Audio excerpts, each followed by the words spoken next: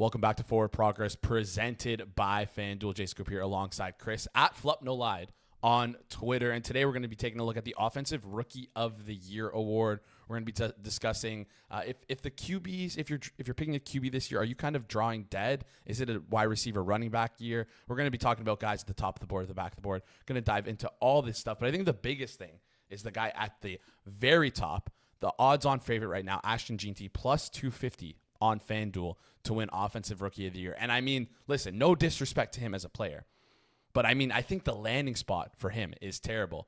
Raiders aren't going to be that good of a team. Their offensive line was among the worst last year. New head coach, who I assume they're going to give him the ball, but they're going to be trailing a lot. Like, what are your thoughts on Ashton Jeanty this early in the offseason being plus 250? Like, what is that? I hate this price. I think he should be second or even third favorite. Yeah, he's going to get a lot of volume because he's a lead back and he was really good in college. But like you said, the Raiders are not good. They're in a tough division. They're easily the worst team in the division. How many second halves are they going to be winning? Or starting the second half up? Probably very few. He might get a few carries in the second half in the entire season. That's going to be very tough to rack up super solid stats. Yes, he might get a bunch of carries early on and rack up yards, but it's just going to be really hard to have a solid enough rookie season that it separates him from a receiver or a quarterback popping off one of these years. So if you could get him at like 5-1 or 6-1, sure, but at this cheap price at 2.5-1, not a fan. Where I would stay far, far away from Ashton Jeanty. Yeah, 2.5-1 feels like a very steep price to pay for a guy who, again, like you said, might not get the volume, is on a bad team that probably won't be making the playoffs, so that aspect won't really be going for him. My next question here, though, is the quarterbacks versus the wide receivers and running backs. The last couple of years, we've kind of seen almost an even split between quarterbacks and skill position players winning this award, and it's kind of reflective of how good the class is. This year, coming into this year, notoriously, this draft was known as a kind of a weak quarterback draft. We had Cam Ward going first overall, but after that, Jaxson Dart in the late first. A couple guys went third, fourth. Shedeur Sanders, the famous fall fifth round. Looking at the board right now, there's a couple quarterbacks. Obviously, Cam Ward is second on this list, plus 380. Tyler Shough, 12-1, the Saints quarterback. No one knows who's going to be starting there. Could be him.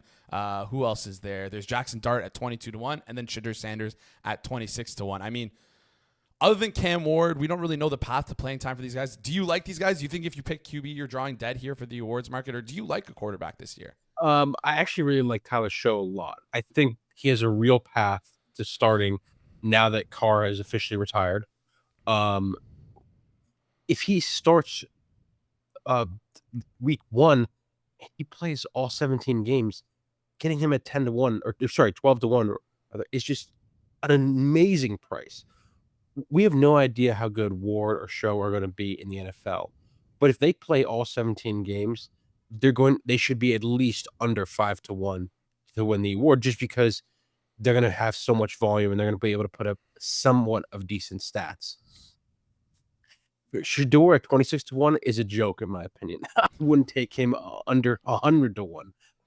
I don't see a path to him playing even half the games. So if you can't get that volume, you're not going to win, in my opinion.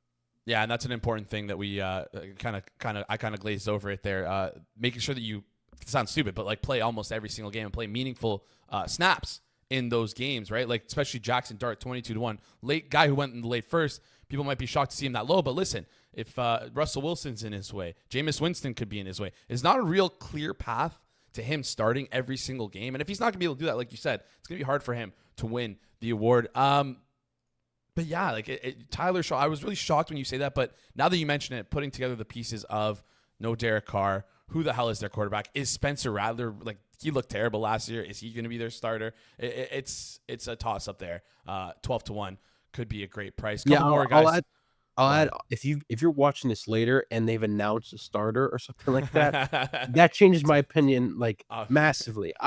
I'm want to bet it now because there's a chance that he beats out Rattler and starts after the offseason. But we don't know who's going to start yet. And I don't think they've made any indicament that they have they're leaning one's way.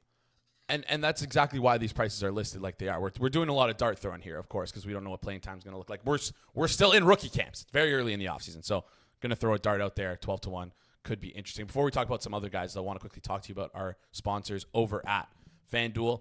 It might be the offseason, but if you want to bet on the NFL and NFL futures, Fanduel is a place to go for that action. They have tons of markets available, including the one we just showed on screen there, the NFL Offensive Rookie of the Year award. If you want to bet on any other awards, we have it at Fanduel. If you want to bet on who's going to win the Super Bowl, they have it at Fanduel. If you want to bet on who's going to win the conferences, they have it at Fanduel. Anything you can think of. They have win totals even that you can parlay, which I absolutely love piecing together.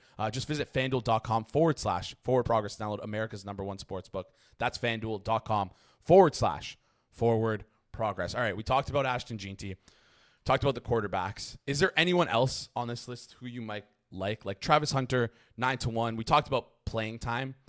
It seems like he'll have a clear path as a wide receiver to playing time, as there's not really that much competition for him in Jacksonville. Tet McMillan, same thing. Not as much competition there with the wide receiver, the skill at the wide receiver position in Carolina. A couple other guys, Omarion Hampton. He might be splitting carries with Najee Harris. I believe he's listed at 14-1. Quinshon Judkins, that's an interesting name. The Cleveland Browns, they like to run the ball a lot, or at least they did in previous years. 16-1. Any of those names interest you up on the board, or are you just kind of staying away because it's too hard to determine at this current time? Yeah, I actually really like Tate McMillan. I think he's with what I said earlier. I think Bryce Young has a chance to become an improved quarterback, and he has a chance to really take another step. And McMillan could be Bryce Young's #1 easily, and he's going to play all 17 games. There's no way he takes any games off unless he's hurt. So with that and that volume, you could easily see 1,000 yards season, and if he has that, he's going to be in the conversation for Offensive Rookie of the Year. I really don't like Travis Hunter at all. I think this price is horrible, and the reason I think it's so bad is I think they could use Hunter a lot of the time as something like they play him both ways the first couple downs, or the series rather, and then they decide based on if they're winning or losing if he goes to defense or offense the rest of the season, and that could really hurt his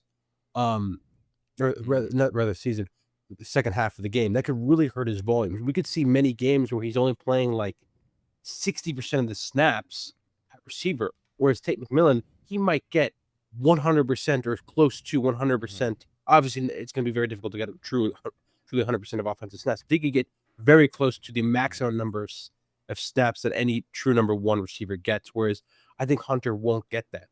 Yes, Hunter is going to likely be the best receiver in Jacksonville. I'm not denying that.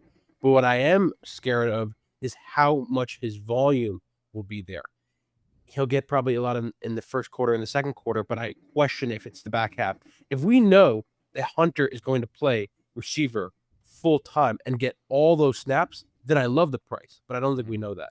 All right, fair enough. That just about does it for us today. If you liked the content, do us a favor, smash that like button. If you made it this far and you're new to the channel, it means you really like our content, so do us a favor, hit that subscribe button. And also, I want to hear your thoughts, guys. I'm going to pull up the board here quickly. Any of the guys you like there listed for Offensive Rookie of the Year, comment down below who you like and what price. I'm always curious to hear what you guys have to say. Make sure you guys keep an eye out on YouTube. We're going to be releasing tons of new content throughout the offseason every single week. So keep your eye out. Make sure you're subscribed. Turn those notifications on if you want to see more of this face. And Chris, we'll be coming at you all offseason. Thank you guys so much for tuning in.